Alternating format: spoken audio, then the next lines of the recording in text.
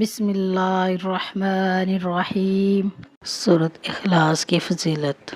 سیدنا ابو درداء رضی اللہ تعالیٰ عنہ بیان کرتے ہیں کہ رسول اللہ صلی اللہ علیہ وآلہ وسلم نے فرمایا، بلا شبہ اللہ تعالیٰ نے قرآن کریم کو 3 اجزاء میں تقسیم کیا ہے، ان میں سورۃ اخلاص کو ایک جز بنایا ہے۔ حضرت قتادہ بن نعمان رضی اللہ تعالیٰ عنہ بیان کرتے ہیں، ایک شخص قیام اللیل میں بار بار سورۃ اخلاص پڑھ رہا تھا۔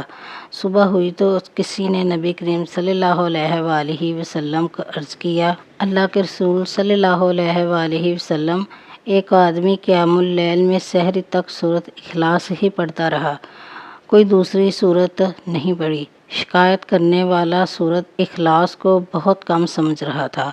رسول اللہ صلی اللہ علیہ وآلہ وسلم نے فرمایا، اس ذات کی قسم جس کے ہاتھ میں میری جان ہے، سورۃ اخلاص 1/3 قرآن کے برابر ہے۔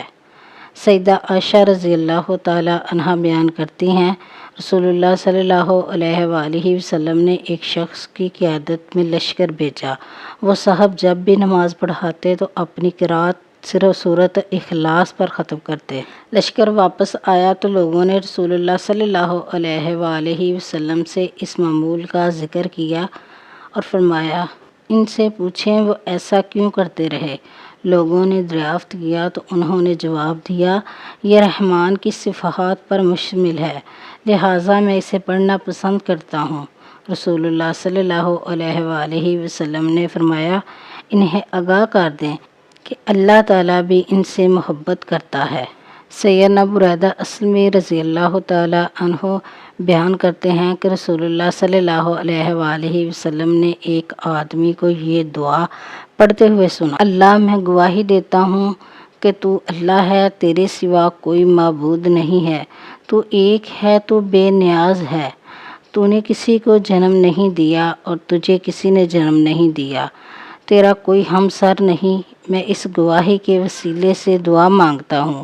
نبی کریم صلی اللہ علیہ وآلہ وسلم نے ارشاد فرمایا، اس ذات کی قسم جس کے ہاتھ میں میری جان ہے، اس نے اللہ تعالیٰ سے اسم اعظم کے وسیلے سے سوال کیا، اسے قبول فرماتا ہے، اور جب اس کے وسیلے سے کچھ مانگا جائے تو عطا کیا جاتا ہے۔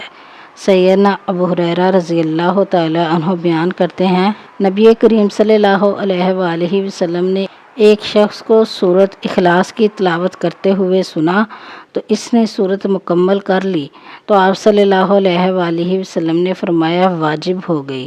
لوگوں نے پوچھا، اے اللہ کے رسول صلی اللہ علیہ وآلہ وسلم، کیا واجب ہو گئی؟ فرمایا، اس کے لیے جنت واجب ہو گئی۔ سیدنا ابو ہریرہ کہتے ہیں، ارادہ تھا کہ اس کے پاس جاؤں اور اسے خوشخبری سناؤں، مگر اندیشہ ہوا کہ نبی مکرم صلی اللہ علیہ وآلہ وسلم کے ساتھ ناشتے کی سعادت سے محروم نہ رہ جاؤں، لہٰذا پہلے ناشتہ کیا، ناشتے کے بعد اسے خوشخبری دینے گیا، لیکن تب تک وہ جا چکا تھا۔